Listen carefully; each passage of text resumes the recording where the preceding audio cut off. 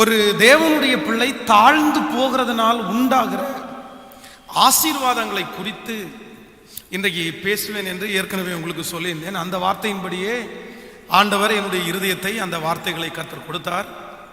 ஒரு தேவனுடைய பிள்ளை தாழ்ந்து போகிறதுனாலே உண்டாகிற ஆசீர்வாதங்களை குறித்து தான் நாம் இன்று தியானிக்க போகிறோம்.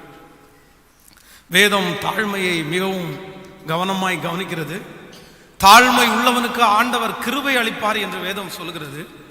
ஆனால் இந்த உலகத்திலே இருக்கிற நிறைய மனிதர்களாலே ஏமாற்றப்படுகிறதுனாலே யாரிடத்திலையும் தாழ்ந்து போக வேண்டிய அவசியம் இல்லை. நீ ஏன் தாழ்ந்து போகணும்? நீ என்ன தப்பண்ணியா? இல்லை நீ அவர்களை விட நீ குறைஞ்சவனா? அப்படியெல்லாம் கிடையாதே. நீயும் ஒரு மனுஷன் தான். அவங்களுக்கு இருக்கிறது மாதிரி 2 கண்ணு உங்களுக்கு இருக்குது, 2 கால் உனக்கு இருக்குது. நீ உழைச்சி தான் சம்பாதிக்கிற. ஸோ நீ நல்லா அவனை மாதிரி படிச்சிருக்கிற. அதனால அடுத்தவனுடைய உழைப்பில் நீ வாழ போறதில்லை. அதனால நீ யாரிடத்துலையுமே தாழ்ந்து போக வேண்டிய அவசியமே கிடையாது அப்படின்ற ஒரு காரியத்தை இன்றைக்கு இருக்கிற உலகம் விதைச்சிட்டே இருக்குது. இன்னும் பிள்ளைகளை வளர்த்துக்கிறவர்கள் நிறைய பேர் பிள்ளைகளிடத்திலே திருமணம் பண்ணி அனுப்பும் போது கூட நிறைய பெற்றோர்கள் பிள்ளைகளிடத்துல சொல்லி அனுப்புறாங்க, நீ தாழ்ந்து மட்டும் போயிடாதப்பா. நீ ஆரம்பத்தில் தாழ்ந்து போனேன்னு வையன், நீ காலம் முழுவதும் ஒருவேளை தாழ்ந்து போக வேண்டிய சூழ்நிலையில் நீ தள்ளப்பட்டுருவ. ஒருவேளை நீ தாழ்ந்து போயிட்ட அப்படின்னா அங்க இருக்கிறவங்க யாருமே உன்னை மதிக்க மாட்டாங்க. அதனால நீ உன் கௌரவத்தை விட்டு கொடுக்காத, நீ இறங்கி எல்லாம் போகாத, நீ நீயாவே இரு அப்படின்னு ஒரு காரியத்தை இந்த உலகம் சொல்லி கொடுத்துட்டே இருக்குது. ஆனா உண்மையிலே நான் வேதத்தை தேடி அதனுடைய வசனங்களை தியானிக்கும் போது என்னுடைய வேதம் எதை கற்றுக் கொடுக்குது அப்படின்னா, இல்ல நீங்க தாழ்ந்து போகிறதற்கு பெரிய பெரிய ஆசீர்வாதங்களை வேதம் வைத்திருக்கிறதை என் கண்கள் கண்டதற்காக ஆண்டவருக்கு நான் நன்றி செலுத்துகிறேன். இன்றைக்கு இந்த ஜெபத்தில் இருக்கிற ஆண்டவருடைய பிள்ளைகளே, நீங்கள் ஒருவேளை தாழ்ந்து போகக்கூடிய சூழ்நிலையில் நீங்கள் இருக்கலாம். நான் தாழ்ந்து போய் தான் பாஸ்டர் ஆகணும், எனக்கு அப்படிப்பட்ட ஆசீர்வாதம் எதுவுமே இல்லை, எனக்கு உயர்வு எதுவுமே இல்லை, நான் அவர்களுக்கு முன்பாக சாதாரணமான ஒரு மனிதனாக இருக்கிறேன், அதனால நான் தாழ்ந்து போய் தான் ஆகணும். இல்லை இல்லை, தாழ்ந்து போகிறதுனாலே நீங்கள் குறைந்தவர்களோ, தாழ்ந்து போகிறதுனாலே உங்களுக்கு பலன் இல்லாதவர்களோ, தாழ்ந்து போகிறதுனாலே நீங்கள் இந்த உலகத்திலே வாழ தகுதி இல்லாதவர்களோ அல்ல.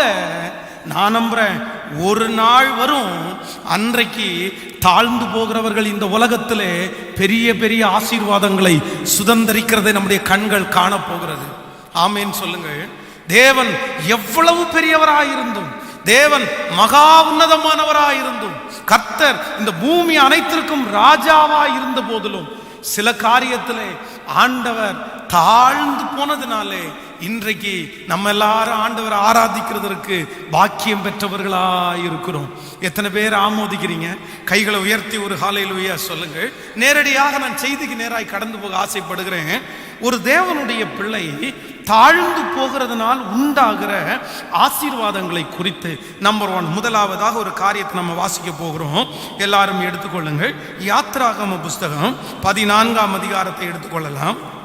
யாத்திராகமம் 14ஆம் அதிகாரத்திலே 24வது வசனத்திலிருந்து ஒரு சில வசனங்களை நம்ம வாசிக்க போகிறோம். 14ஆம் அதிகாரம் 24வது வசனத்திலிருந்து வாசிக்கலாம். கிழக்கு வெளுத்து வரும் ஜாமத்திலே கர்த்தர் அக்கினியையும் மேகமுமான ஸ்தம்பத்திலிருந்து எகிப்தியரின் சேனையை பார்த்து அவர்கள் சேனையை கலங்கடித்து அவர்களுடைய ரதங்களில் இருந்த உருளைகள் கலரவும் அவைகள் தங்கள் ரதங்களை வருத்தத்தோடே நடத்தவும் பண்ணினார்.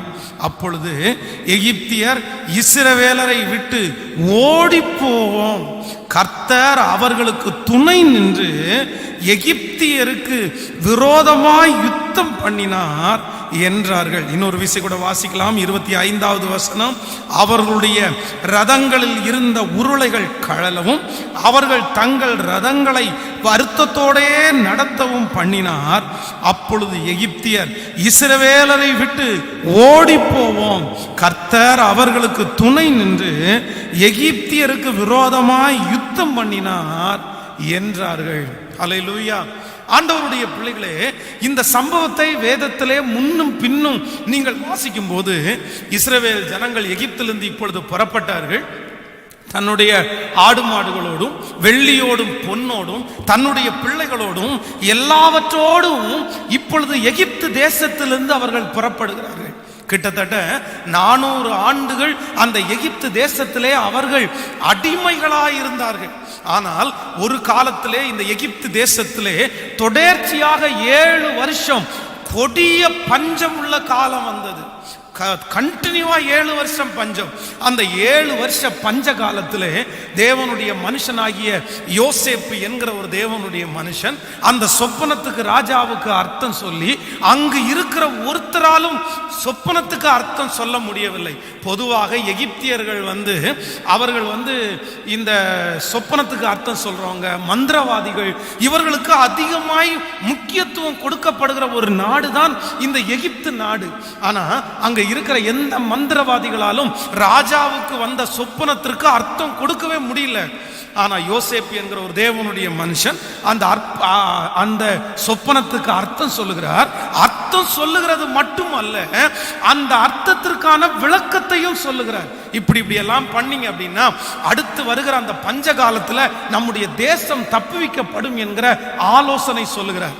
அப்போ அந்த எகிப்தினுடைய ராஜா சொல்றாரு, இல்ல இந்த ஊர்லயே உன்னை போல ஞானமும் விவேகமும் உள்ள மனுஷன் வேற யாருமே இல்லை.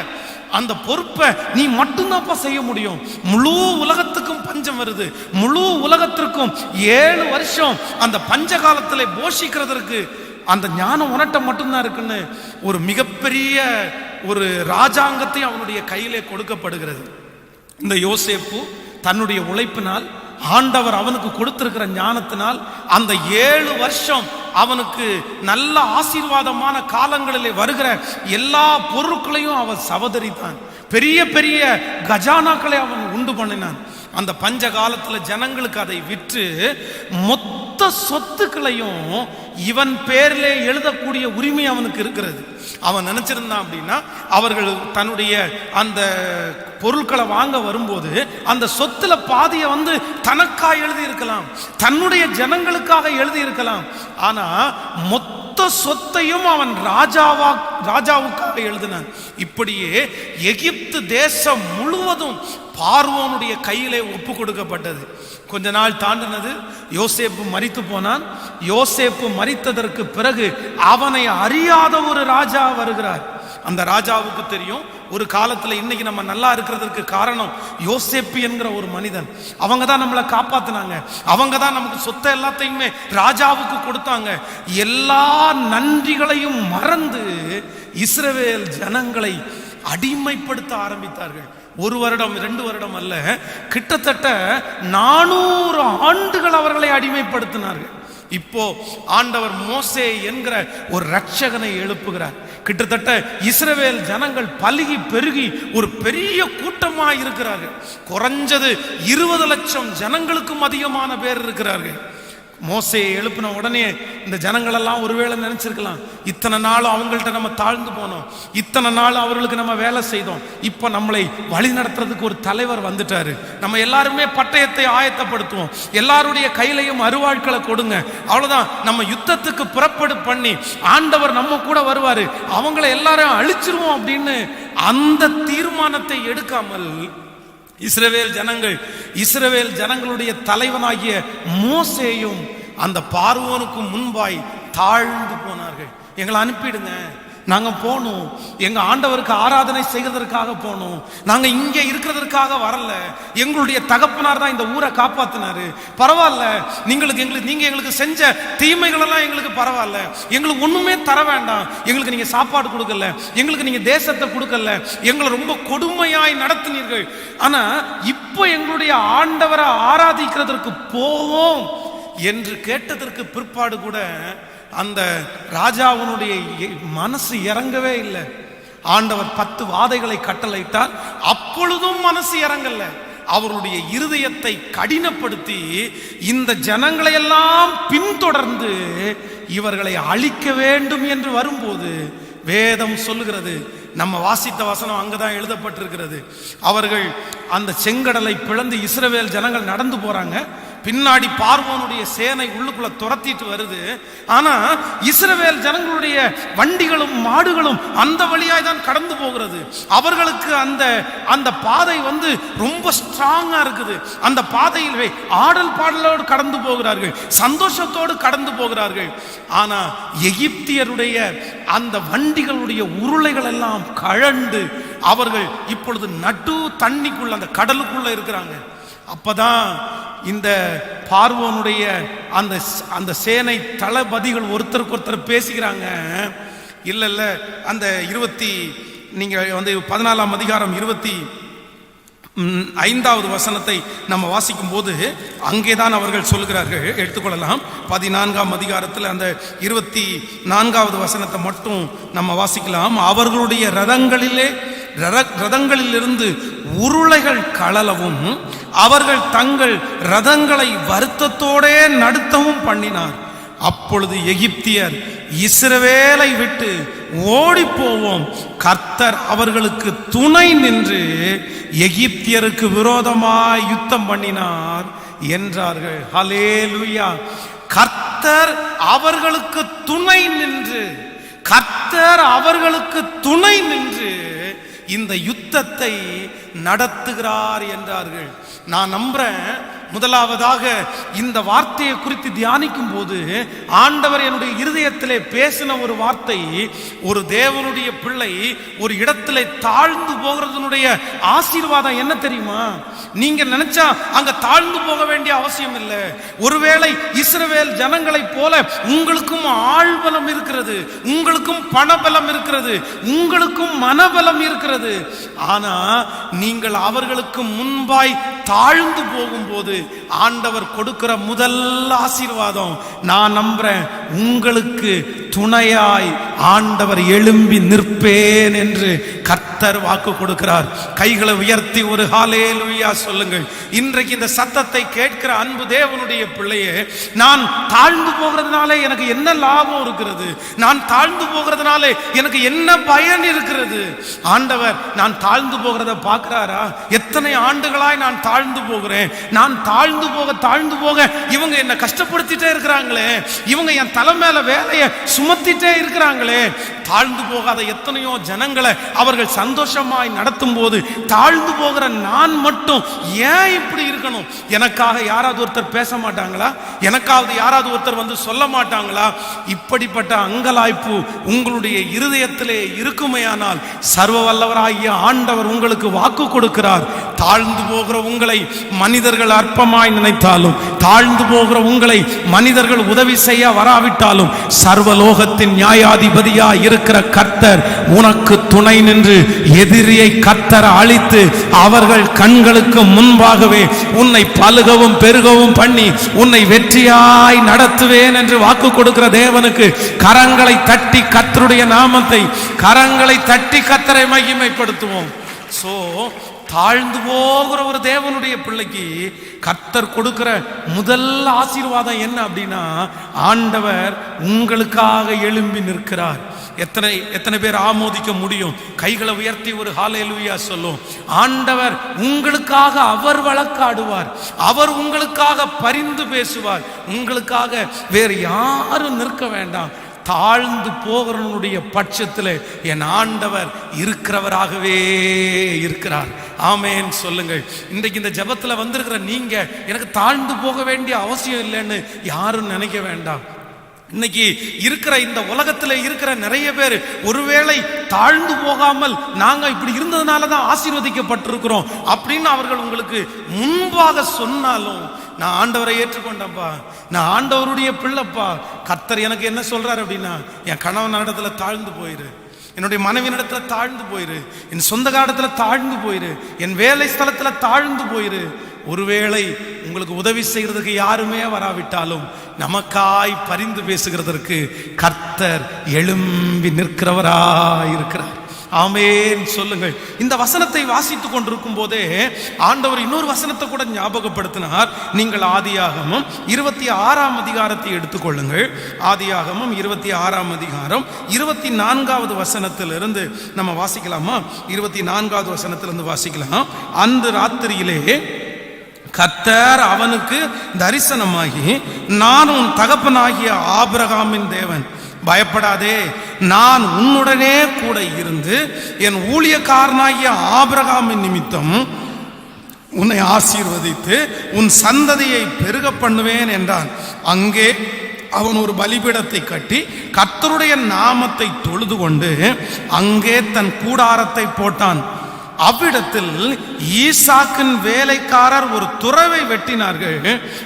அபிமெலேக்கும் அவன் சிநேகிதனாகிய அக்குசத்தாக்கும் அவன் சேனாதிபதியாகிய பீகோலும் கேராரிலிருந்து அவனிடத்திற்கு வந்தார்கள். அப்பொழுது ஈசாக்கு அவர்களை நோக்கி, ஏன் என்னிடத்திற்கு வந்தீர்கள்? நீங்கள் என்னை பகைத்து என்னை உங்களிடத்தில் இராதபடி துரத்தி விட்டீர்களே என்றான்.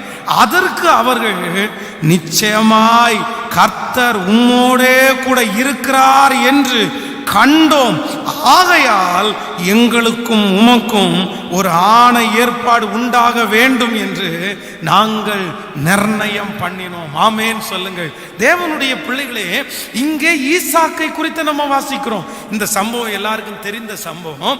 அவன் கேராரூர் மேய்ப்பர், இந்த துறவு தங்களுடையது என்று வாக்குவாதம் பண்ணினார்கள். ஆனா அவனை சுற்றி இருக்கிறவங்க எல்லாரும் சொல்றாங்க, நீங்க ஏன் தாழ்ந்து போறீங்க?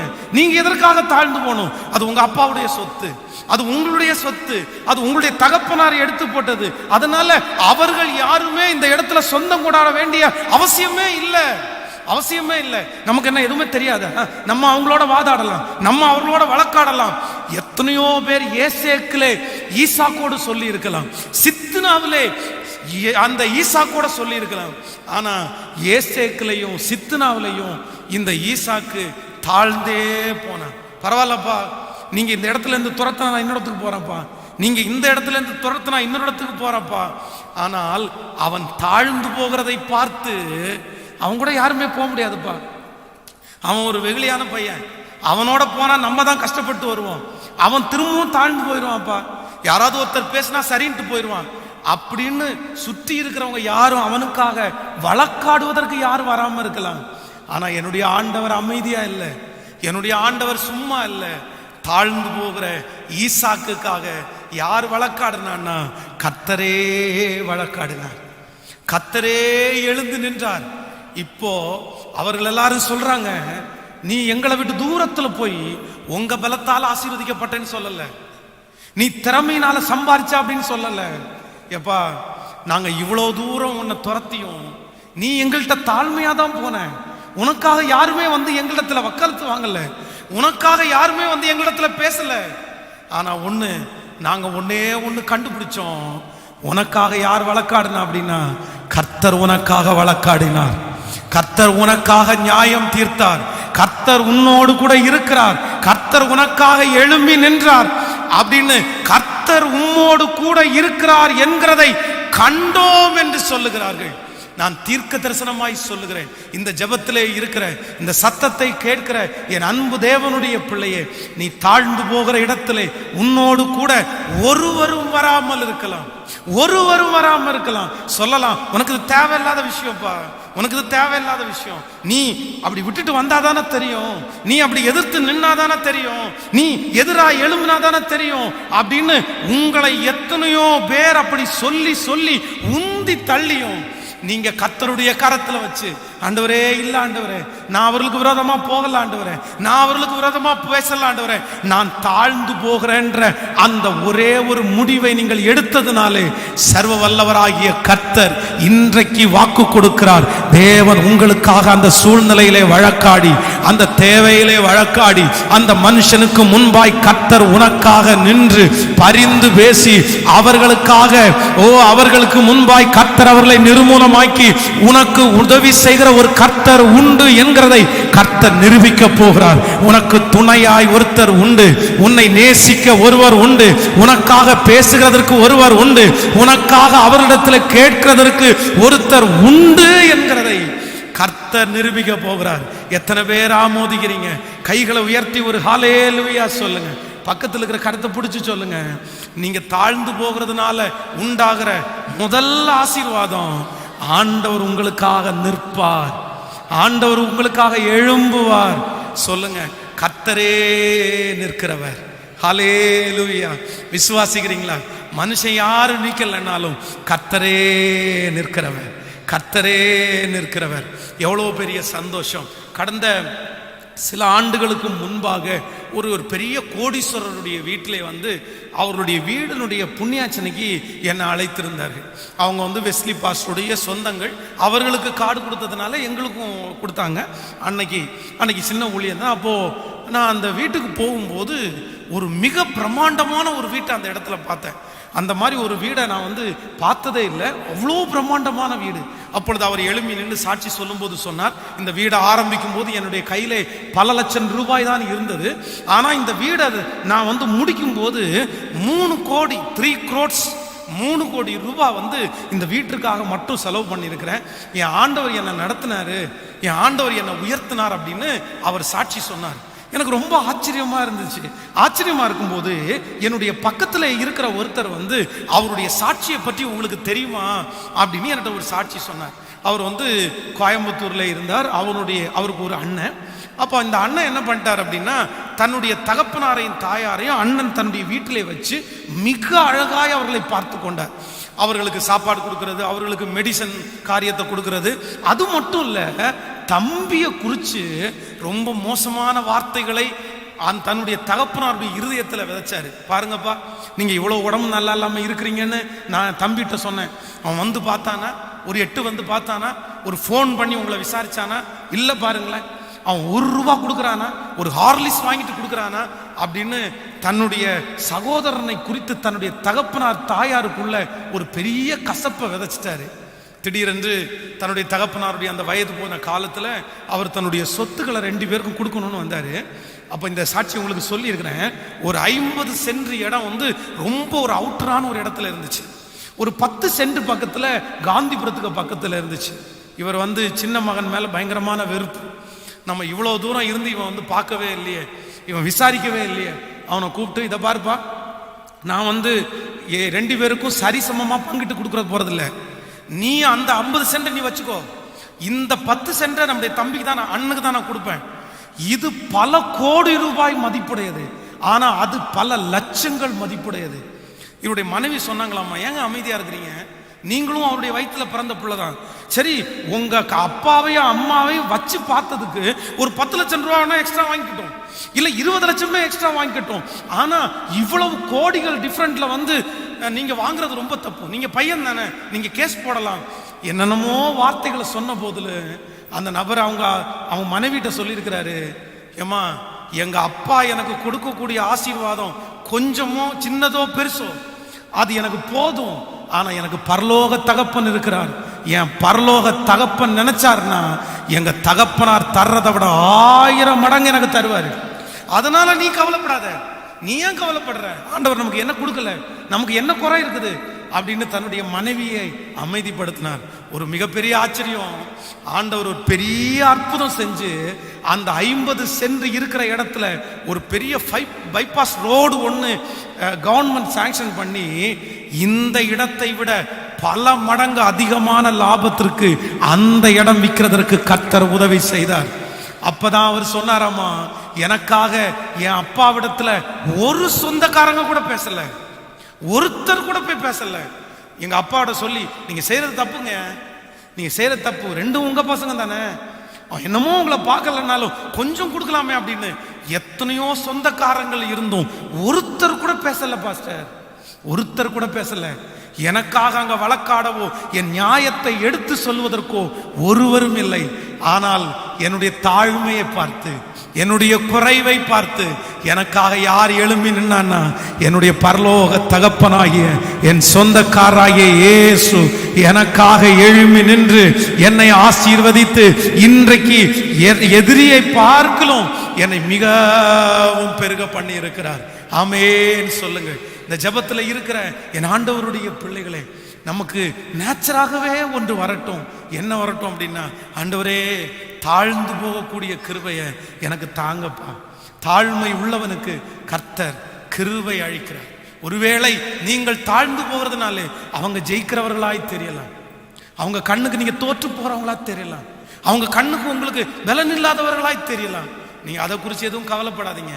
ஆண்டவர் தாழ்ந்து போக சொல்லியிருக்கிறாரு. நான் தாழ்ந்து போறேன். ஒரு நாள் வேகம் வரும், ஒரு நாள் சீக்கிரமாய் வரும். அன்றைக்கு எனக்காக இயேசு அவர் எழும்பி நிற்கிறவர். ஹல்லேலூயா. கையை உயர்த்தி சொல்லுங்க, ஆண்டவரே எனக்காக நீர் எழும்பி நிற்பீர். சொல்லுங்க, ஒவ்வொருத்தரும் சொல்லுங்க, இருதயத்தின் ஆழத்துல இருந்து எல்லாரும் சொல்லுங்க, ஆண்டவரே எனக்காக நீர் வழக்காடுவீர், எனக்காக நீர் வழக்காடுவீர். ஈசாக்குக்காக வழக்காட யாருமே இல்லாவிட்டாலும் கர்த்தர் அவனுக்காக வழக்காடுகிற ஒரு தேவன். ஆமேன் சொல்லுங்கள். நீங்கள் ஆதியாகமம் 16ஆம் அதிகாரத்தை எடுத்துக்கொள்ளுங்கள். ஆதியாகமம் 16ஆம் அதிகாரத்திலே 3வது வசனத்திலிருந்து வாசிக்கலாமா? 16ஆம் அதிகாரம், ஆதியாகமம் 16ஆம் அதிகாரம் 3வது வசனத்திலிருந்து வாசிக்கலாம். ஆபிரகாம் கானான் தேசத்தில் 10 வருஷம் குடியிருந்த பின்பு ஆபிரகாமின் மனைவியாகிய சாராய் எகிப்து தேசத்தாலாகிய தன் அடிமை பெண்ணாகிய ஆகாரை அழைத்து அவளை தன் புருஷனுக்கு மறுமணியாட்டியாய் கொடுத்தாள். அவன் ஆகாரோடே சேர்ந்தபோது அவள் கர்ப்பம் தரித்தாள். அவள் தான் கர்ப்பவதி ஆனதை கண்டபோது தன் நாச்சியாரை அற்பமாய் எண்ணினாள். அப்பொழுது சாராய் ஆபிரகாமை நோக்கி, எனக்கு நேரிட்ட அநியாயம் உம்மேல் சுமரும், என் அடிமை பெண்ணை உம்முடைய மடியிலே கொடுத்தேன். அவள் தான் கர்ப்பவதியானதை கண்டு என்னை அற்பமாய் எண்ணுகிறாள். கர்த்தர் எனக்கும் உமக்கும் நடுவாய் நின்று நியாயம் தீர்ப்பாராக என்றாள். அதற்கு ஆபிரகாம் சாராயை நோக்கி, இதோ உன் அடிமை பெண் உன் கையில் இருக்கிறாள், உன் பார்வைக்கு நலமானபடி அவளுக்கு செய் என்றாள். அப்பொழுது சாராய் அவளை கடினமாய் நடத்தினபடினால் அவள் அவளை விட்டு ஓடி போனாள். கர்த்தருடைய தூதனானவன் அவளை வனாந்தரத்திலே சூருக்கு போகிற வழி அருகே இருக்கிற நீரூற்றண்டையிலே கண்டு, சாராயின் அடிமை பெண்ணாகிய ஆகாரே, எங்கிருந்து வருகிறாய், எங்கே போகிறாய் என்று கேட்டாள். அதற்கு அவள், நான் என் நாச்சியாராகிய சாராயை விட்டு ஓடி போகிறேன் என்றாள். அப்பொழுது கர்த்தருடைய தூதனானவர், நீ உன் நாச்சியாரண்டுக்கு திரும்பி போய் அவள் கையின் கீழே அடங்கி இரு என்றார். கவனமா என்ன எல்லாரும் கவனிங்க. ஒரு தேவனுடைய பிள்ளை தாழ்ந்து போனாதான் கர்த்தர் உங்க பட்சத்துல நிற்க முடியும்ன்றதான் மறந்துடக்கூடாது. இந்த இடத்துல இவர்கள் கர்ப்பிணியா இருக்கிறார்கள், இவருடைய வயிற்றுல குழந்தை இருக்குது. பொதுவாக இந்த உலகத்திலேயே நம்ம ஒரு கர்ப்பிணி ஒருத்தங்க தன்னுடைய வயத்துல பிள்ளைய சுமந்துட்டு இருப்பாங்க அப்படின்னா அவங்களுக்கு நம்ம சீட்ல உட்கார்ந்தா எழும்பி அவங்களுக்கு சீட்டு கொடுத்துருவோம், நம்ம உட்காருங்க அப்படின்னு, அவங்கள பத்திரமா பார்த்துக்குவோம் அப்படின்னு. நம்மவே இப்படி செய்வோம்னா வேதமும் சொல்லுகிறது, கரவலாடுகளை மெதுவாய் நடத்துகிறவர் நம்முடைய தேவன், மெதுவாய் நடத்துகிறவர், அவர்களுக்கான உதவிகளை கர்த்தர் செய்கிறவர். ஆனா இந்த கர்ப்பிணி பெண்ணுக்கு ஆண்டவர் என்ன சொல்றாருன்னா, தூதன் சந்தித்து என்ன சொல்றாரு தெரியுமா? நீ உன்னுடைய நாச்சியார் அண்டைக்கு திரும்பி போய் என்ன பண்ணு, நீ அங்கே அடங்கி இரு. கடினமாய் தூதன் பதில் சொல்லுகிறார்.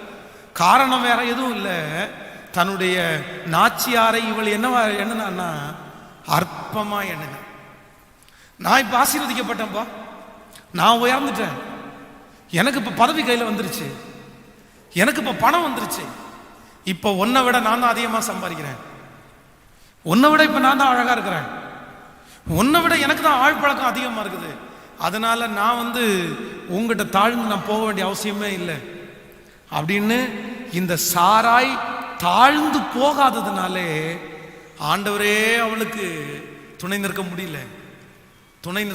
இன்றைக்கு இந்த ஜெபத்தில் இருக்கிற அன்பு தேவனுடைய பிள்ளைகளே, கொஞ்சம் ஆண்டவர் ஆசீர்வதிச்ச உடனே, ஆண்டவர் உங்களை உயர்த்தின உடனே, ஆண்டவர் உங்களை நம்பி சில பொறுப்புகளை கொடுத்த உடனே நீங்க உங்களுடைய தாழ்மையை குறைத்து கொள்வீர்களே ஆனால், நீங்க தாழ்ந்து போகாமல் இருப்பீர்களே ஆனால், ஆண்டவர் யார் பட்சத்தில் இருப்பார் தெரியுமா? அந்த பட்சத்தில் தான் ஆண்டவர் இருப்பாரே தவிர உங்க பட்சத்தில் ஆண்டவர் இருக்கவே முடியாது. ஸோ எல்லாரும் ஆண்டவரிடத்துல கேளுங்க, ஆண்டவரே நான் எல்லா ஜனங்களுக்கு முன்னாடியும் தாழ்ந்து போகக்கூடிய ஒரு கிருபையை எனக்கு தாரும் ஆண்டவரே. ஆமென். தாழ்ந்து போகாமல் தங்களுடைய கௌரவத்தை நினைச்சிட்டு இருக்கிறவங்க பட்சத்துல 1000 பேர் நிற்கலாம் பிரதர், 1000 பேர் நிற்கலாம். அவங்களுக்கு பாருங்க எத்தனை பேர் இருக்காங்க, அவங்களுக்கு பாரு எத்தனை பேர் இருக்காங்க. உனக்கு யார் பாருக்கா? நான் நம்புறேன் அந்த 1000 பேர் நின்னாலும் உங்க பக்கத்துல ஒருத்தர் நிப்பாரு. அவர் வானத்தையும் பூமியையும் படைச்சவர். அந்த பக்கத்துல 1000 பேர் என்னங்க, 1,00,000 பேர், கோடி பேர் நிக்கலாம். ஆனா உங்க பக்கத்துல இருக்கிற ஒரே ஒருத்தர் எழும்பி நின்னார் அப்படின்னா அவர்களை பார்க்கலும் உங்களை மகா உன்னதமான மகா வெற்றியான பாதையிலே கர்த்தர் உங்களை வைக்கிறதற்கு வல்லவராய் இருக்கிறார். நம்புகிறவர்கள் கரங்களை தட்டி, இன்றைக்கு இந்த கரங்களை தட்டும் போது, இந்த வார்த்தையை கேட்கும் போது நிறைய பேருக்கு அப்படி நடக்கிறது. கர்த்தர் உன் பட்சத்தில் எழும்பி நிற்கிறார். கர்த்தர் உனக்காய் துணை நிற்கிறார். உன் எதிரி வெட்கப்பட்டு போவான். உனக்கு விரோதமாய் எழும்புகிறவர்கள் இல் பொருள் ஆவார்கள். கர்த்தர் சத்துருக்களுக்கு முன்பாய் உனக்கு ஒரு பந்தியை ஆயத்தப்படுத்தி உன் தலையை எண்ணெயினால் அபிஷேகம் பண்ணி உங்கள் பாத்திரத்தை நிரம்பி வழிய பண்ண போகிற கர்த்தர். ஹல்லேலூயா, ஹல்லேலூயா. சோ தாழ்ந்து போகிறதுனால ஒரு மனுஷனுக்கு கிடைக்கிற முதல் ஆசீர்வாதம் என்ன அப்படின்னா, தாழ்ந்து போகிறவனுக்காய் கர்த்தர் எழும்பி நிற்கிறார். கர்த்தர் அவனுக்காக வழக்காடுகிறார். கர்த்தர் அவனுக்காக நியாயம் தீர்க்கிறார். ஆமென் சொல்லுவீங்களா? நம்புறீங்களா? விசுவாசிங்களாங்க? நான் தாழ்ந்து போன ஆண்டவர் என் பட்சத்தில் எனக்காக கர்த்தர் வழக்காடுகிறார். ஆமென் சொல்லுங்கள். இரண்டாவது ஒரு காரியத்தை குறித்து வேகமாய் நம்ம தியானிக்கலாம். ஆதியாகமம் 32ஆம் அதிகாரத்தை எடுத்துக்கொள்ளுங்கள். ஆதியாகமம் 32ஆம் அதிகாரத்திலே ஸ்தோத்திரம் 13வது வசனத்தை வாசிக்கலாமா? 32ஆம் அதிகாரத்திலே 13வது வசனத்தை, அன்று ராத்திரி அவன் அங்கே தங்கி தன் கைகளுக்கு உதவியானவைகளிலே தன் சகோதரனாகிய ஏசாக்கு வெகுமானமாக 200 வெள்ளாடுகளையும் 20 வெள்ளாட்டு கடாக்களையும் 20 செம்மறி ஆடுகளையும் 20 ஆட்டுக்கடாக்களையும் பால் கொடுக்கிற 30 ஒட்டகங்களையும் அவைகளின் குட்டிகளையும் 40 கடாரிகளையும் 10 காளைகளையும் 20 கோழிகை கழுதைகளையும் 10 கழுதை குட்டிகளையும் பிரித்து கொடுத்து வேலைக்காரர் கையிலே ஒவ்வொரு மந்தைக்கு தனித்தனியாக ஒப்புவித்து, நீங்கள் மந்தைக்கு முன்னும் பின்னுமாக இடம் விட்டு எனக்கு முன்பாக ஓட்டி கொண்டு போங்கள் என்று தன் வேலைக்காரருக்கு சொல்லி முன்னே போகிறவர்களை நோக்கி, என் சகோதரனாகிய ஏசா உனக்கு எதிர்பட்டு நீ யாருடையவன், எங்கே போகிறாய், உன் முன் போகிற மந்தைகள் யாருடையது என்று உன்னை கேட்டால், நீ இது உமது அடியானாகிய யாக்கோபுடையது, இது என் ஆண்டவனாகிய ஏசாவுக்கு அனுப்பப்படுகிற வெகுமதி, இதோ அவனும் எங்கள் பின்னே வருகிறான் என்று சொல் என்றார். ஆமென். கையை உயர்த்தி ஒரு ஹல்லேலூயா சொல்லுங்க. இந்த இடத்துல யாக்கோபு தன்னுடைய சகோதரனுக்கு முன்பாய் தாழ்ந்து போகிறதை குறித்து வேதம் நமக்கு சொல்லுகிறது. நல்லா கவனிங்க. ஒரு காலத்துல தன்னுடைய சகோதரனாகிய ஏசாவை இவன் ஏமாற்றி கொண்டு வந்தான். ஏமாற்றி கொண்டு வந்து பல வருடம் ஆயிருச்சு. ஆனா இப்ப ஏசாவும் ஒரு நல்ல வசதி ஆயிட்டாரு. ஏசாவுக்கு நிறைய ஆடு மாடுகள், வேலைக்காரிகள் வந்துட்டாங்க. அதே போல இந்த யோசேப்புக்கும் அதிகமான வேலைக்காரர்களும் வேலைக்காரிகளையும் பெரிய பெரிய செல்வங்களும் வந்துருச்சு. இவன் இப்ப ரொம்ப பெரிய ஆள் ஆயிட்டான். இவனுடைய சம்பளத்தை 10 முறை ஏமாற்றினாருடைய மாமனாரு. ஆனாலும் ஆண்டவர் அவனை ஆசீர்வச்சாரு. இப்ப பெரிய ஒரு பரிவாரத்தோட தான் அவர் சொல்லும்போது சொல்லுகிறார், வெறும் கோலும் கையுமாய் நான் இந்த இடத்தை விட்டு போனேன். ஆனா நான் இந்த இடத்தை விட்டு திரும்பி வரும்போது எப்படி திரும்பி வர்றேன் அப்படின்னா, பெரிய பரிவாரங்களோட திரும்பி வர்றேன். என்னுடைய மைண்ட் செட்ல என்ன யோசிக்கலாம்னா, ஒரு நாள் உன்னை ஏமாத்தினது உண்மைதான்ப்பா, உன்னை விட்டுட்டு எல்லாம் எடுத்துட்டு போனது உண்மைதான்ப்பா, அதுக்கு நான் உங்ககிட்ட சாரி கேட்கிறேன், நீ என்ன மன்னிச்சுக்கோ. நம்மளே பலரை எப்படி சொல்லுவோம் அப்படின்னா, நம்ம அப்படிதான் சொல்லுவோம், கண்டிப்பா அப்படிதான் சொல்லுவோம். ஒரு நாள் உனக்கு விரோதமா தப்பு பண்ணிட்டேன், நான் அது தப்புன்னு நான் இப்படி ஃபீல் பண்றேன், சாரி. இன்னைக்கு நானும் நல்லா இருக்கிறேன், நீயும் நல்லா இருக்கிற, விட்டுருப்பா, இதை மனசுல எதுவும் வச்சுக்க வேண்டிய அவசியம் இல்லை. நீ சண்டை போடணும் அப்படின்னு நினைச்சா எனக்கும் சண்டை போடக்கூடிய பலன் எனக்கு இருக்குப்பா, எனக்கும் நிறைய வேலைக்காரங்க இருக்காங்க, சோ நமக்கு 2 பேருக்குள்ள சண்டை எதுவும் வேணாம் அப்படின்னு தான் நம்ம சொல்லுவோம். ஆனா வேதம் சொல்லுகிறது, ஏசாவுக்கு முன்பாக இந்த யாக்கோபு என்ன பண்றாரு அப்படின்னா, கொஞ்சம் இல்லைங்க, நீங்க இந்த இந்த நேற்றைக்கு நைட்டு இந்த அதிகாரத்தை முழுவதும் நான் வாசித்தேன். ஐயோ, அந்த வசனங்களை சொல்றதற்கு நேரம் நமக்கு குறைவா இருக்குது. ஒவ்வொரு இடத்துலையும் இந்த யாக்கோபு என்ன சொல்லுவார் தெரியுமா? உமதடியான், உமதடியான், என் ஆண்டவன், ஏசாவை என் ஆண்டவன், என் ஆண்டவன். உமது அடியார் இதோ பின்னாடி வராரு, முன்னாடி அந்த வெகுமானங்களை அனுப்புறாரு. ஒவ்வொரு இடத்திலையும் தன் சகோதரருக்கு முன்பாய் தாழ்மையா இருந்தார். ஆனா தாழ்மையா இருந்ததனுடைய பலன் என்ன அப்படின்னா, மனுஷனுடைய கண்களில் மட்டும் இல்ல, தேவனுடைய கண்களிலையும் தன் சகோதரனுடைய கண்களிலையும் அவனுக்கு ஒரு பெரிய தயவை கர்த்தர் கட்டளையிட பண்ணினார். ஆமென் சொல்லுங்க. நீங்க மனிதர்களுக்கு முன்பாய் தாழ்ந்து போகிறதுனால நீங்க ஒன்றும் குறைஞ்சு போக மாட்டீங்க. ஆனா என்ன நடக்கும் தெரியுமா? நீங்க தாழ்ந்து போகிறதுனால அவர்களுடைய கண்களில் உங்களுக்கு தயவு உண்டாகும். ஆமென் சொல்லுங்க. பக்கத்துல கையை பிடிச்சு சொல்லுங்க, நீங்க தாழ்ந்து போங்க. நீங்க தாழ்ந்து போனீங்க அப்படின்னா அவங்களுடைய பழி வாங்குற எண்ணம் அவங்கள விட்டு போயிடும், அவங்களுடைய பொறாமை அவங்கள விட்டு போயிடும். நீங்க அவர்களுக்கு அவர்களுடைய கண்களில் தயவு கிடைக்கிறவர்களாய் மாற்றப்படுவீர்கள். ஆமென் சொல்லுவோம். நம்முடைய கர்த்தர் மனித தயவிலும் தேவ தயவிலும் அதிக அதிகமாய் விருத்தி அடைந்தார், அதிக அதிகமாய் விருத்தி அடைந்தார். வாலிப தம்பிக்கு தங்கச்சிக்கு நான் அன்பாய் பணிவாய் சொல்லுகிற ஒரு வேண்டுகோள் என்ன அப்படின்னா, நீ எந்த அளவிற்கு தாழ்ந்து போகிறியோ அந்த அளவிற்கு மனுஷன் கண்ணிலையும் கர்த்தர் கண்ணிலையும் உனக்கு பெரிய தயவை கர்த்தர் கொடுப்பார். ஹலோ ஹலோ, புரியுதா?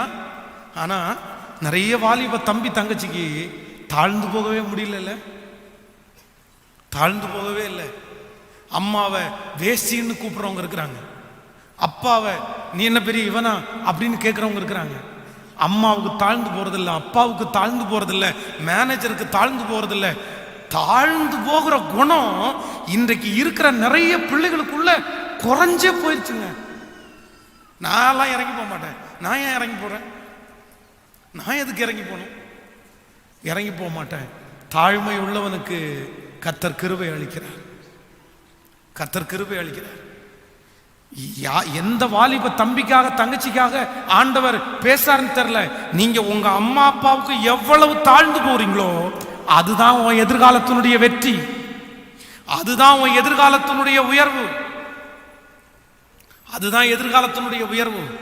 நீ இன்றைக்கு தாழ்ந்து போகாததை நினைச்சு உங்க அம்மா அப்பா ஒண்ணுமே உனக்கு செய்யாம இருக்கலாம், உங்க அம்மா அப்பா உனக்கு பனிஷ்மெண்ட் கொடுக்காம இருக்கலாம். ஆனா நீ தாழ்ந்து போகாதவனா இருப்பாயானால் தேவ தயவு உங்களுக்கு கிடைக்காது, தேவ தயவு உங்களுக்கு கிடைக்காது. இன்றைக்கு எல்லாரும் ஒரு தீர்மானம் எடுப்போம், எனக்கு ஒரு இருதயத்தை கொடுங்க ஆண்டவரே, எல்லாருக்கும் முன்னாடி நான் எப்படி நடக்கணும் அப்படின்னா ஒரு தாழ்மை உள்ளவனாய், தாழ்மை உள்ளவனாய். எனக்கு அப்பா ஆண்டவர் என்ன பண்ணுவாருன்னா எல்லாருடைய கண்களையும் எனக்கு கர்த்தர் கிருபையா இருப்பார். கைகளை மேல உயர்த்தி கேளுங்க ஆண்டவரிடத்துல, ஆண்டவரே எனக்கு உங்களுடைய கண்களில் கிருபை வேணும் ஆண்டவரே, எனக்கு மனுஷங்களுடைய கண்களில் கிருபை வேணும் ஆண்டவரே, என்னுடைய அதிகாரியுடைய கண்களில் கிருபை வேணும் ஆண்டவரே. அதற்கு எனக்குள்ள ஒரு குணத்தை நீங்க வைங்க ஆண்டவரே. சொல்லுங்க ஆண்டவரே, எனக்குள்ள அந்த குணத்தை வைங்க ஆண்டவரே. உமக்கு தாழ்ந்து போக கேளுங்களேன், சத்தத்தை உயர்த்தி எல்லாரும் இந்த பிரசங்கத்தை கேட்டுக்கொண்டிருக்கும் போதே அந்த வார்த்தைக்காக ஜெபிங்க. ஆண்டவரே அப்படிப்பட்ட ஒரு தாழ்மையை என் இருதயத்திற்குள்ள கர்த்தர் வைங்க ஆண்டவரே. சொல்லுங்க, எனக்கு வைங்க ஆண்டவரே, எனக்கு தாழ்ந்து போகக்கூடிய ஒரு கிருபையை கர்த்தர் எனக்கு தாங்க ஆண்டவரே, எனக்கு தாங்க ஆண்டவரே. ஆமென் சொல்லுங்க. கைகளை அசைத்து ஒரு ஹல்லேலூயா சொல்லுங்க. நீங்கள் வேதத்தில் வாசிக்கும்போது வேதம் சொல்லுது, சீரியருடைய தண்டுகள் அப்புறம் நம்ம ஆண்டவருடைய பிள்ளைகளிடத்தில் வரவே இல்லையாமா. அது வரைக்கும் சீரியர்கள் வந்து இஸ்ரவேல் ஜனங்களுக்கு விரோதமாய் பிரச்சனை பண்ணிட்டே இருந்தாங்க, யுத்தம் பண்ணிட்டே இருந்தாங்க.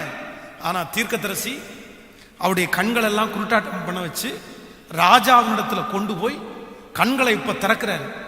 உடனே ராஜா கேட்கிறாரு, இவங்க எல்லாரையுமே இங்கே ஒரே வெட்டா வெட்டி போட்டுடலாமா, இவங்களை கொன்றலாமா? உடனே தீர்க்கதரிசி சொல்றாரு, ஓம் பலத்தினாலேயா இவங்களை எல்லாம் ரட்சித்து கொண்டு வந்த? ஓம் பலத்தினாலேயா இவங்களை எல்லாம் மீட்டு கொண்டு வந்த?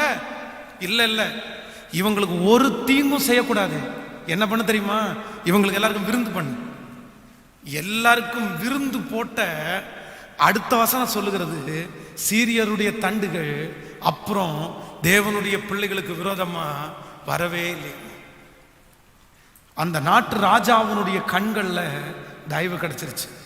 தாவீது சவுல் ராஜா தனக்கு முன்பாக வந்து நிற்கும் போது சொல்றாரு, என் தகப்பனே, என் தகப்பனே, நான் உங்களை கொல்றதற்கு ஒன்றும் திட்டம் எடுக்கவே இல்லை அப்படின்னு சொல்லும் போது வேதம் சொல்லுது, தாவீதை துரத்துவதை விட்டு சவுல் தன் வழியாய் கடந்து போனான். சவுலுடைய கண்கள்ல தயவு கிடைச்ச உடனே சவுல் தாவீதை பார்த்து என்ன சொல்றாரு அப்படின்னா, நிச்சயமாய் நீ ராஜாவாவாய். அவன் ராஜாவாக கூடாதுன்னு எதிர்த்ததே யாரு? சவுல். அவன் ராஜாவாக கூடாதுன்னு தான் இவ்வளவு பெரிய பிரச்சனை பண்ணாரு. ஆனா இப்ப அவர் வாயிலிருந்தே சொல்றாரு, உன் தாழ்மைக்கு நீ நிச்சயம் எப்படி இருப்ப? நீ ராஜாவா இருப்ப. இன்னைக்கு தீர்க்க தரிசனமா இந்த பலிபீடத்திலிருந்து சொல்றேன், இங்க இருக்கிற ஒரு சொல்லுடைய தாழ்மை, ஆண்டவருடைய பிள்ளைய, உன் தாழ்மைக்கு கண்டிப்பா நீ ஒரு பெரிய உயர்வை ஒரு நாள் பார்க்காம போகவே மாட்டாய். உன் தாழ்மைக்கு ஒரு உயர்வை கர்த்தர் கொடுப்பார். உங்க தாழ்மைக்கு ஒரு உயர்வை கொடுப்பார். தாழ்ந்து போகிறவனுடைய பட்சத்துல தான் ஆண்டவர் இருக்கிறார். கர்த்தருடைய கண்கள் அவனை நோக்கி பார்க்கிறது. கர்த்தருடைய கண்கள்ல உங்களுக்கு பெரிய தயவு கிடைக்கும். கைகளை அசைத்து ஒரு ஹல்லேலூயா சொல், கரங்களை அசைத்து ஒரு ஹல்லேலூயா சொல். நான் ஒரு சம்பவத்தை உங்களுக்கு சொல்றேன். சென்னையிலே ஒரு ஊழியத்திற்காக நான் அழைக்கப்பட்டிருந்தேன். அப்போ அந்த ஊழியத்திற்காக அழைக்கப்பட்டிருக்கும் போது என்னை தங்க வைத்த அந்த ஊழியத்திற்காக அழைத்திருந்த அந்த ஊழியர் சொன்னார், பாஸ்டர், மாதம் மாதம் ஒரு டாக்டர் வந்து என்னுடைய ஊழியத்துக்கு ஹெல்ப் பண்ணுறாரு. அவருடைய வீட்டில் வந்து ஒரு ப்ரேயர் நடக்குது.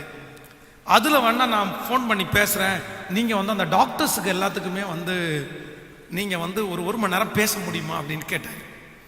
உடனே நான் சொன்னேன், ஆமாம், நமக்கு இன்னும் வந்து டைம் இருக்குது, நான் ஊருக்கு கிளம்பணும், இந்த டைமுக்குள்ளே நம்ம போயிட்டு முடிச்சுட்டு நம்ம பஸ்ஸுக்கு போகிறதுக்கு கரெக்டாக இருக்கும், நீங்கள் கூட்டிகிட்டு போங்க அப்படின்னு சொன்னேன்.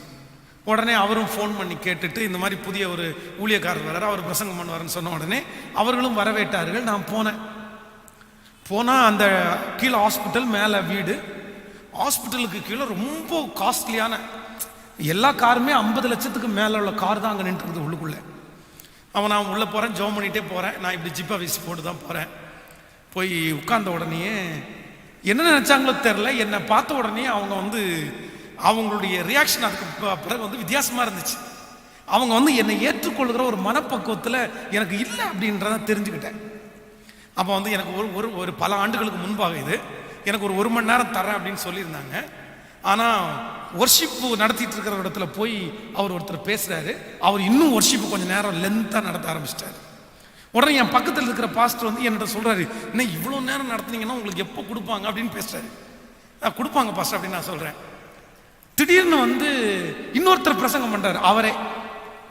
உடனே இவர் சொல்கிறாரு, பாஸ்டர் உங்களுக்கு பிரசங்கம் பண்ணி கொடுப்பாங்கன்னு தான் நான் உங்களுக்கு கூட்டிகிட்டு வந்தேன், திடீர்னு இவர் பிரசங்கம் பண்ணுறாரு அப்படின்னு சொல்லி கிட்டத்தட்ட ஒரு அரை மணி நேரத்துக்கு மேலே அவர் எடுத்துட்டார். கடைசியில் எனக்கு வந்து ஒரு 25 நிமிஷத்துக்குள்ளே தான் இருந்துச்சு. உடனே என்னை கூட்டிகிட்டு போனவர் சொன்னார், இன்னும் கொஞ்சம் நேரத்துக்குள்ளே நம்ம பஸ் ஏற போகிறோம், உங்களுக்கு ஏற்கனவே பஸ்ஸுக்கு லேட் ஆச்சு, அவங்க இப்போ ஒரு ஜெபம் பண்ணுவாங்க, அந்த ஜெபம் பண்ணுற நேரத்தில் நான் போய் அவங்கள்ட்ட சொல்லிடுறேன், பாஸ்டருக்கு டைம் ஆயிடுச்சு, அவங்கள நான் கூட்டிகிட்டு போயிடுறேன் அப்படின்னு சொல்கிறேன், நம்ம கிளம்பிடலாம் அப்படின்னாரு. உடனே நான் என்ன சொன்னேன் அப்படின்னா, பிரதர், அரை மணி நேரம் பேசினாலும் 1 மணி நேரம் பேசினாலும் கிரியை செய்கிறவர் யாரு? கர்த்தர். ஒன்றும் பிரச்சனை இல்லை, நம்ம ஊழியத்திற்காக வந்துட்டோம், இனி 1 நிமிஷம் கொடுத்தா கூட அந்த வார்த்தையை சொல்லிட்டு போயிட்டோம்னா பிரச்சனை இல்லை அப்படின்னு சொல்லி கர்த்தருக்கு முன்பாய் சொல்கிறேன். எழும்பி நின்று அந்த பலிபீடத்தில் வரும்போது அவர்களுடைய பார்வை, அவர்களுடைய இதெல்லாம் வித்தியாசமாக இருந்துச்சு. சரி, ஓகே, 25 நிமிஷம் 20 நிமிஷம் ஓட்டலாம் அப்படின்னு நினச்சாங்களா என்னன்னு தெரில. அவங்க யாருமே அந்த அளவுக்கு ரெஸ்பான்ஸாக இல்லை. அதனால் ஆண்டவருடைய கிருபையிலே என்னுடைய பிரசங்கத்தை ஆரம்பித்தேன். ஒரு 20 மினிட்ஸ் 25 மினிட்ஸ் ஆரம்பித்து அப்போ நான் பலிபீடத்தில் போகும்போது சொல்றேன், ஆண்டவரே, ஒருவேளை இப்படி ட்ரெஸ் பண்ணி இருக்கிறதுனால அவங்க அப்படி நினைக்கிறாங்களா என்னன்னு தெரியல. பட் நான் ஒன்று நினைக்கிறேன், இங்க வந்திருக்கிற அத்தனை பேரையும் இவங்க நல்லா பிரசங்கம் பண்றாங்க அப்படின்னு சொல்ல வேண்டாம். ஆண்டவர் என் கூட பேசினாரு, நான் ஒரு துளி கண்ணீராவது இங்க விட்டேன் அப்படின்னு அவங்க சொல்லணும்னு நான் ஜெபம் பண்றேன்னு அந்த பலிபீடத்தில் போய் நின்னேன். கர்த்தருக்கு உண்மையா சொல்றேன், எப்படி அந்த பிரசன்ஸ் அவங்கள வந்து தொட்டுச்சுன்னே தெரியல. அத்தனை கல்லான இருதயமும் உடைக்கப்பட்டு தேம்பி தேம்பி தேம்பி தேம்பி தேம்பி அழுதாங்க. அந்த ஃபைனல், அந்த 5 மினிட்ஸ்ல நான் பிரசங்கம் பண்ணி முடிக்கும் போது அந்த அந்த டாக்டர் அவர் வந்து என் கையில் ஒரு காணிக்கை கொடுத்தாரு. நான் ஏற்கனவே 3 நாள் பிரசங்கம் பண்ணி அந்த 3 நாள் காணிக்கையை ஒருத்தர் என் கையில் கொடுத்துருக்கிறாரு. இப்ப இவர் வந்து 25 நிமிஷம் பிரசங்கத்துக்கு ஒரு காணிக்கை என் கையில் கொடுத்துருக்கிறாரு. இந்த 3 நாள் நான் பிரசங்கம் பண்ணி கிடைச்ச காணிக்கையை விட இந்த காணிக்கை 5 மடங்கு அதிகமா இருந்துச்சு. எனக்கு வந்து அவ்வளோ ஆச்சரியமா இருந்துச்சு. அப்ப நான் நம்புறேன், நம்ம தாழ்ந்து போகிறதுனால நமக்கு ஆண்டவர் என்ன பண்றாரு அப்படின்னா, எல்லாருடைய கண்களையும் நான் பலிபீடத்தில் அவங்க போய் நின்று, நானும் ஒரு பெரிய சர்ச்சை நடத்துறேன் தெரியுமா உங்களுக்கு, நான் ஒன்றும் ஊழியம் இல்லாமல்லாம் இந்த இடத்துல வரல அப்படின்லாம் சொல்லலை, எதுவுமே பேசல, ஒரு வார்த்தை குறித்து என்னை குறித்து பெருமையெல்லாம் பேசல, என் ஊழியத்தை குறிச்சுக்கெல்லாம் பேசல. போய் நின்று ஆறுதலா அவர்களுடைய மனதனுடைய இருதயத்தினுடைய உடைவுக்கு ஆவியானுடைய துணையோடு கூட தாழ்மையா பிரசங்கம் பண்ணும். ஆனா ஆண்டவர் தாழ்மை உள்ளவனை கைவிட மாட்டாருன்றத அதுல நான் கண்டுபிடிச்சேன். இப்ப வாலிப தம்பிக்கு தங்கச்சிக்கு நீங்க சொல்லுங்க, நீ பெருமையா இருக்கிறதுனால என்னப்பா பிரயோஜனம்? நீ தாழ்ந்து போகாதனால ரொம்ப கோபம் வருது இல்ல? சில பிள்ளைகள் இடத்துல அதை எதிர்பார்க்க கூட முடியல, குமிஞ்சு வீட்டை கூட்ட முடியலங்க. அம்மாவை பார்த்துக்கிறேன், நான் எனக்கு உனக்கு வேலைக்காரியா அப்படின்னு, நான் உனக்கு வேலைக்காரியா? உடனே அவங்க அந்த அம்மா கேட்குறாங்க, அப்படின்னா நான் வேலைக்காரியான்னு கேட்டேன். ஆமா, எங்க அப்பா உன்னை வேலைக்காரியா தானே கல்யாணம் பண்ணிட்டு வந்தாரு. யாரு? பெத்த புள்ள குமிஞ்சு வீடை கூட்டுறதுக்கு அந்த அம்மா சொன்னதுக்காக. இந்த பாத்திரத்தை கொஞ்சம் விளக்கி வைக்கிறியா அப்படின்னு கேட்டா, ஆமா, காலம் முழுதுமே உனக்கு வேலைக்காரியாவே நான் இருக்கணும்னு நினைக்கிறேன். நான் சொல்றேன், நீங்க தாழ்ந்து போக போக போக தான் மனுஷனுடைய கண்கள் உங்களுக்கு என்ன கிடைக்கும் அப்படின்னா, கர்த்தர் தயவை தருவார். ஆமேன்னு சொல்லுங்கள். கையை உயர்த்தி ஒரு ஹல்லேலூயா சொல்லுங்க.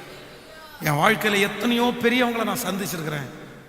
கர்த்தருக்கு முன்பாய் சொல்லுகிறேன், நான் சந்தித்த அத்தனை பெரியவர்களிடத்திலையும் அவங்க கண்களில் தயவு கிடைக்கிறது மாதிரி தான் நான் நடக்கணும்னு முயற்சி எடுத்திருக்கிறேன். அவங்க முன்பாக தாழ்ந்து தான் போகணும்னு நினச்சிருக்கிறேன். இத்தனைக்கும் என் பாஸ்டர்கிட்ட இவனை நல்லா என் பிள்ளைய போல பச்சு பார்த்துக்கிறேன், எனக்கு பிள்ளைகளே இல்லை, இவன் தான் எனக்கு பிள்ளைன்னு எடுத்துட்டு போன ஒருத்தர் அவருடைய மாட்டு கொட்டாயில் அவருடைய மாடை கிளீன் பண்றதுக்கும் அந்த மாட்டுக்கு புல் போடுறதுக்கும் என்னை வச்சு அவருடைய வீட்டினுடைய மாடி படிக்கட்டுக்கு ஏறி போற சோறுக்கு அடியில ஒரு கட்டில் போட்டு என்னை தங்க வச்சார்.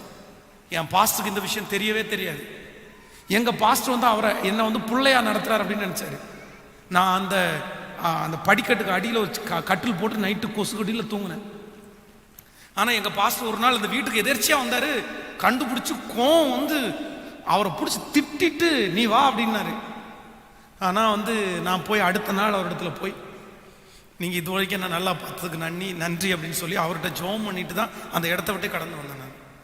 நான் பெருமைப்படுத்துவதற்காக சொல்லல, ஆனா அத்தனைக்குள்ள பிளஸ்ஸிங்க இப்ப என் கண் கூட நான் பார்க்கிறேன்.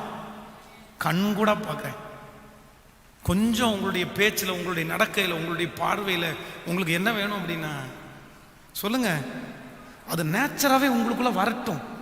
ஆண்டவர் சொல்றாரு, நீங்கள் ஒரு சந்தோஷமான ஒரு மகிழ்ச்சியான ஒரு வீட்டுக்குள்ள நீங்க போகும்போது நீங்க முன்னாடி இடத்தை தேடாதீங்க. நீங்க எந்த இடத்தை தேடாதீங்க? முன்னாடி இருக்கிற சீட்டை தேடாதீங்க. நீங்க போய் பின்னாடி உட்காருங்க.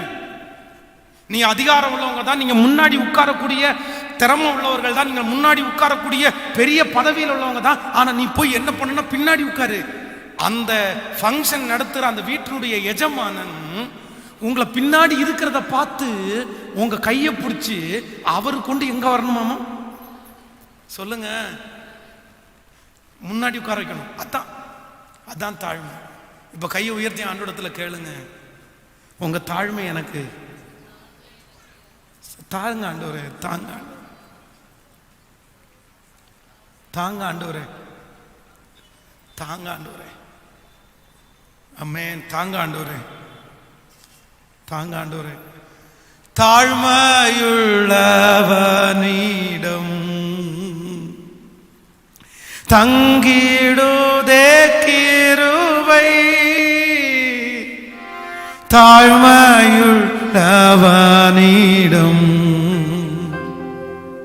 தங்கிடுதே கிருபை, மானம் தளர்ந்த நேரத்திலும் பலவீன சரீரத்திலும் போதுமேவும் கிருபை தாருமே. சொல்லுவோம் எல்லாரும், போதும் போதுமேவும் கிருபை தாருமே.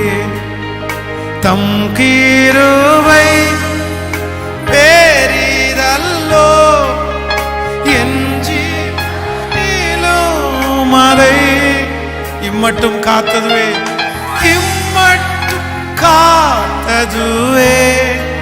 இன்னும் தேவை, இன்னும் தேவை கிருபை தாருமே. இன்னும் தேவை கிருபை தாருமே. ஹல்லேலூயா. கையை உயர்த்தி ஒரு ஹல்லேலூயா. நம்பர் 3, மூன்றாவது, ஒரு தேவனுடைய தாழ்மையா நீங்க இருந்தீங்கன்னா உங்களுக்கு கிடைக்கிற ஒரு மிகப்பெரிய ஆசீர்வாதம் என்ன அப்படின்னா, உங்களுக்கு குறித்திருக்கிற லக்கை நீங்கள் வெற்றியாய் முடிப்பீர்கள். ஸோ தாழ்மையை இல்லாத யாருமே அவங்களுக்கு கொடுத்திருக்கிற லக்கை கண்டிப்பா முடிக்க மாட்டாங்க. இதற்கு உதாரணத்திற்கு ஒரு வேத பகுதியை மட்டும் எழுதிக்கிங்க. நெகேமியா 5ஆம் அதிகாரம் 15வது வசனம், 18வது வசனம், 16ஆம் அதிகாரம் 1வது 2வது வசனம், 15வது 17வது வசனம். இந்த வசனத்தை எல்லாம் நீங்க வீட்டில் போய் வாசிங்க. தாழ்மையுள்ள ஒரு மனுஷனுக்கு ஆண்டவர் கொடுக்கிற மிகப்பெரிய வெற்றி என்ன அப்படின்னா, அவனுடைய எக்ஸ்ட்ரீம் லாஸ்ட் லட்சியம், அவனை கர்த்தர் எதற்காக உருவாக்கினார், அவனை குறித்து என்னென்ன திட்டங்கள் வச்சிருக்கிறாரு, எல்லாத்தையுமே தாழ்மையுள்ள ஒரு மனிதன் நிறைவேற்றி விடுவார்கள். ஹல்லேலூயா. எத்தனை பேர் ஒப்பு கொடுக்குறீங்க? ஆண்டவரிடத்துல கேளுங்க, எனக்கு தாழ்மையை தான். அப்படியே எழும்பி நிற்கலாமா? கொஞ்சம் அப்படியே முன்பாய் கடந்து வந்து தாழ்மை, நீங்க தாழ்ந்து போகிறதுனால உங்களுக்கு பலன் இருந்தும், உங்களுடைய வாயில வார்த்தைகள் இருந்தும், உங்களுக்கு எல்லா உரிமைகளும் இருந்தும் நீங்க தாழ்ந்து போவீர்களே ஆனால் உங்களுக்கு கிடைக்கிற மிகப்பெரிய வெற்றி, உனக்காக தேவன் உங்களுக்காக பரிந்து பேசுவார். உங்களுக்காக ஆண்டவர் எழும்பி நிற்பார். உங்களுக்காக ஆண்டவரே யுத்தம் பண்ணுவார். ஆண்டவரே உங்களுக்காக பேசுவார். கர்த்தர் பார்த்துட்டு சும்மா இருக்கவே மாட்டார். சும்மா இருக்கவே மாட்டார். நம்பர் 2, நீங்க தாழ்ந்து போறதுனால உங்களுக்கு கிடைக்கிற ஒரு மிகப்பெரிய ஆசீர்வாதம், உங்களுக்கு விரோதமா இருக்கிற மனுஷன் கண்கள்ல தயவு கிடைக்கும். உங்களுக்கு விரோதமாய் இருக்கிற மனிதர்கள் குறைந்து விடுவார்கள். உங்களுக்கு விரோதமாய் உங்களை பழி வாங்கணும்னு நினைக்கிற மனுஷங்க குறைஞ்சிருவாங்க. உங்க பேர்ல பொறாமைப்படுகிறவர்கள் கூட குறைவாங்க. எப்போ? நீங்க தாழ்ந்து போகும்போது. ஆமென் சொல்லுங்க. கையை உயர்த்தி ஒரு ஹல்லேலூயா சொல்லுங்க. நீங்க நினைக்கிற மாதிரி இல்லைங்க நான் அப்படின்னு நீங்க சொல்லணும். நீங்க நினைக்கிற மாதிரி நான் இல்லை. சரி பரவாயில்ல, சரி பரவாயில்ல. நான் தாழ்ந்து போறப்பா, தப்பில்லப்பா. எதிரி கூட உங்களுக்கு சிநேகிதர்களாய் மாறுவார்கள். இதை ஒரு கேரக்டரா நம்ம உருவாக்குறதற்கு முயற்சி எடுப்போம். இந்த வசனத்தை இந்த உபவாச நாட்களில் ஆண்டவர் என் இருதயத்தில் கொடுக்கும்போது நான் இதுக்காக ரொம்ப ஜெபம் பண்றேன். ஆண்டவரை எவ்வளவு உயர்ந்தாலும் அந்த தாழ்ந்து போகக்கூடிய ஒரு இருதயத்தை மட்டும் எனக்கு கிருபையாய் கொடுங்க ஆண்டவரை. கேட்குறீங்களா? கையை மேல உயர்த்தி எல்லாரும் கேளுங்கப்பா. பத்தாது, ஸ்பெஷலா வாலிப தம்பியும் தங்கச்சியும் கேளுங்க ஆண்டவருடைய சமூகத்துக்கு.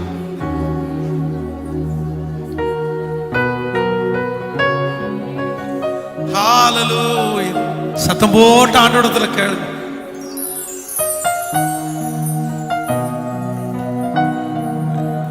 நீங்க தாழ்ந்து போகும்போது யாரும் உங்க பட்சத்துல இல்லைன்னு மனுஷங்க நினைக்கலாம். உங்க பட்சத்துல உங்க சார்பில் கர்த்தர் உங்களுக்காக வழக்காடுவார். உன் முன்னாடி நான் முன்னாடி தாழ்ந்து போற பையன் தான்ப்பா. பரவாயில்ல, நீ என்ன திட்டிக்கோ, பரவாயில்ல, நீங்க என்ன குறைவா மதிப்பு போடுங்க, தப்பு இல்ல. ஆனா என் பட்சத்துல தேவன் இருக்கிறார்.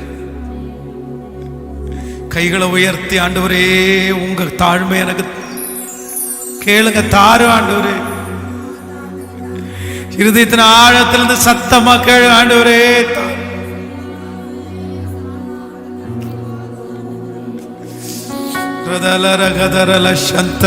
ஒவ்வொரு வாலிப தம்பியும் தங்கச்சியும் அதற்காக ஜெபிங்க. நன்றி ஆண்டவரே, நன்றி.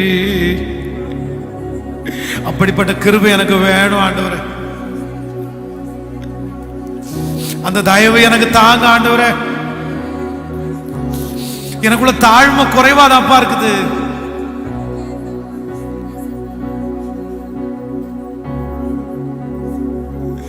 உன்னையே வெறுத்து விட்டா ஊழியம் செய்திட சுயத்தை சாகடித்தா சுகமாய் வாழ்ந்திடலாம். உன்னையே வெறுத்து விட்டா ஊழியம் செய்திட சுயத்தை சாகடித்தா சுகமாய் வாழ்ந்திடலாம். பேர் புகழ் எல்லாமே இயேசுவின் நாமத்திற்கே. எல்லாரும் சொல்லுங்க பார்க்கலாம். பேர் புகழ் எல்லாமே அவருடைய நாமத்திற்கு, நாமத்திற்கே. கிறிஸ்து வளரட்டுமே, கிறிஸ்து வளரட்டுமே, நமது மாறட்டுமே. கிறிஸ்து வளரட்டுமே, கிறிஸ்து வளரட்டுமே, நமது மாறட்டும். ரெண்டு கையை மேல உயர்த்தி உன்னையே உன்னையே சத்தமா சத்தமா சொல்லுங்க. தேவ ஊழியம் செய்திடலா சுயத்தை சாகடித்தா சுகமாய் வாழ்ந்திடலா. கவனிங்க, ஒரு 5 மினிட்ஸ் லேட் ஆகிறத குறித்து நீங்க வருத்தப்படாதீங்க. நான் இன்னைக்கு உபவாசத்தோடு இருந்து உங்களுக்கு நான் சொல்றேன், தாழ்ந்து போறவனுக்கு ஒரு ஸ்பெஷல் ஆசீர்வாதம் இருக்கத்தான் செய்யும். ஒரு ஒரு 15 பேர் இந்த பட்டணத்திலே செலக்ட் பண்ணி கூப்பிடப்படுறாங்க. அதில் ஒரு ஆள் நான். எங்களுக்கு காலையில் டிஃபன் எல்லாம் அரேஞ்ச் பண்ணியிருக்காங்க. பெரிய ஹோட்டல், பெரிய ஹோட்டல். போய் நான் அந்த டிஃபன் சாப்பிட்டுட்டு இருக்கும்போது கொஞ்சம் உயர்ந்த ஒரு மனிதன், நான் அவரை பார்த்து கையெடுத்து பிரைஸ் தி லார்ட் அப்படின்னு சொல்றேன். ஆனா அவருக்கு எங்கிட்ட பிரைஸ் தி லார்ட் சொல்றதுக்கு மனசு இல்லை, விருப்பம் இல்லை. உடனே நான் அவர் கவனிக்கலையோ அப்படின்னு நினைச்சு இன்னொரு டைம் பிரைஸ் தி லார்ட் சொல்றேன். அவர் என்னை பார்த்தாரு, ஆனா பிரைஸ் தி லார்ட் அவர் சொல்லலை. நான் இங்க நிக்கிறேன், என் பக்கத்துல ஒருத்தர் நிக்கிறாரு. அவர் அங்கதான் நிக்கிறாரு. வந்த உடனே பக்கத்துல இருக்கிறோடைய கையை பிடிச்சு அவரை குறிச்சு நிறைய விசாரிக்கிறாரு. நான் இங்கதான் நிக்கிறேன், அவர் என்னை கிராஸ் பண்ணி தான் போனோம். என்னை பார்க்கவே இல்லை. அவர் என்னை பார்த்து அப்படியே போயிட்டு அவர் ஓவரா அந்த டிஃபன் எடுத்துட்டு புஃபே வச்சிருந்தாங்க, டிஃபன் எடுத்து சாப்பிட போயிட்டாரு. எனக்கு கொஞ்சம் மனசு கஷ்டமா இருந்துச்சு. சே, இப்படி நேருக்கு நேர் இவர் அவாய்ட் பண்றாரே அப்படின்னு நினைச்சேன். சரி, ஆனாலும் என் மனசுக்குள்ள சரி பரவாயில்ல, அது ஒன்றும் பிரச்சனை இல்லை, அவங்களோட ஒன்றும் பெரிய ஆள் எல்லாம் கிடையாது, நீ சின்ன பையன் தானே, நீ தாழ்ந்து போறதுல என்ன பெரிய விஷயம், உனக்கெல்லாம் வயசு கம்மி தானே, நீ தாழ்ந்து போலாம், அவங்க நல்ல வயசு உள்ளவங்க தானே அப்படின்னு நானே என்கிட்ட பேசிட்டு அவருடைய பக்கத்து சேர்ல போய் உட்காந்து ஸ்தோத்திரம் அப்படின்னு சொல்லி பேசிட்டு அந்த மீட்டிங் முடிச்சுட்டு நான் வந்துட்டேன். அது நாட்கள் தாண்டிருச்சு. திடீரென்று ஒரு நாள் ஒரு மேடையில் நான் உட்காந்துருக்கிறேன். அந்த மேடையில் அவரும் உட்காந்துருக்கிறார். ஒரு மிகப்பெரிய ஆச்சரியம், அவருடைய கையிலே எழுதி கொடுக்கப்படுகிறது ஒரு சீட்டு. என்ன சீட்டு தெரியுமா? என்ன குறிச்சு உயர்வா பேசி என் கையில மைக்க கொடுக்கணும், அந்த பொறுப்பு கொடுக்கப்படுகிறது. இல்ல அவர் பெருசா பேசணும் அப்படின்லாம் நினைக்கல, அதை குறிச்சு வரல. ஆனா அந்த மேடையில் உட்கார்ந்துட்டு அவர் அந்த வார்த்தைகளை சொல்லும் போது என் கண்ணெல்லாம் நிறைஞ்சு, என் முன்னாடி பிரியாணி வைக்கப்பட்டிருக்கிறது, அவருக்கும் சாப்பாடு கொடுக்கப்பட்டிருக்கிறது. நான் உள்ள என்ட்ராகிறேன். அதான் இப்ப அந்த யூடியூப்ல எல்லாம் நிறைய பாட்டு போடுறதுனால இந்த பிள்ளைங்க போட்டோ எடுக்கணும்னு பசங்க நினைப்பாங்கல்ல. ஒரு கிரௌடு பசங்க, ஒரு 10-15 பேர் பசங்க உங்க கூட ஒரு செல்ஃபி எடுக்கலாமா அப்படின்னு ஒரு கிரௌடு என் கூட வருது அந்த சாப்பிட்ற இடத்துக்கு. அவங்களுக்கெல்லாம் அந்த போட்டோ எடுத்து கொடுத்து முடிச்சோன்னா ஒருத்தர் வலுக்கட்டாயமா என்னை இழுத்து, எப்பா கொஞ்சம் விடுங்கப்பா, அவர் சாப்பிடணும்ப்பா அப்படின்னு என்ன கூப்பிட்டு போறாரு. நான் கூப்பிடும் போது அவர் ஒரு பிரதர் அங்க ஒருத்தர் சாப்பிட்டு இருக்காரு. அவர் நல்லா பெருசா வரணும்னு தான் நான் நினைக்கிறேன், அவரை குறைவா நான் நினைக்கல. அந்த சாப்பாடை என் தட்டுல அந்த சாப்பாடை கையில வாங்கிட்டு லிட்டரலா என் கண்ணீர் அந்த சாப்பாட்டுல விழுந்துருச்சு. ஒரே ஒரு வார்த்தை மட்டும்தான் சொன்னேன், நான் ரொம்ப நல்லவன் இல்லப்பா, ஆனா நீங்க ரொம்ப நல்லவருப்பா. நான் ரொம்ப நல்லவன் இல்லப்பா, நீங்க ரொம்ப நல்லவருப்பா. அந்த சாப்பாடை கையில எடுக்கும் போதே நீங்க நினைச்சது மாதிரி இன்னும் ஊழியம் செய்யல, நீங்க நினைச்சது மாதிரி இன்னும் வாழல, நீங்க நினைச்ச அளவுக்கு உங்கள்கிட்ட சேரல. உங்கள்கிட்ட சொல்றதுக்குன்னு ஒரு வேர்டு மட்டும்தான் இருக்குது, சாரி. ஆனா இப்ப சொல்றேன்ப்பா, சாகிற வரைக்கும் உங்களை மட்டும்தான் நேசிப்பேன், ஐ லவ் யூ அப்படின்னு சொல்லிட்டு அந்த சாப்பாடை சாப்பிட்டேன். தாழ்மை உள்ளவனை, தாழ்மையா இருக்கிறவங்களுடைய பட்சத்துல அவனுக்காக வழக்காடவும், மற்றவங்களுக்கு முன்பாக அவனை உயர்த்தி நிறுத்துறதற்கும், அவனை அலங்கரிக்கிறதற்கும் உலகத்தில் இருக்கிற யாருமே வராட்டாலும் என் பரலோக தகப்பனாகிய அப்பா அவனுக்காக எழும்பி நிற்பார், அவனுக்காக வழக்காடுவார், அவனுக்காக பரிந்து பேசுவார், அவன் அவருடைய கண்களுக்கு முன்பாய் மேன்மைப்படுத்துவார், உயர்த்துவார். அவன் ஒரு நாளும் வெட்கப்பட்டு போவதில்லை, அவன் ஒரு நாள் தாழ்ந்து போறது. நன்றி தகப்பனே, நன்றி.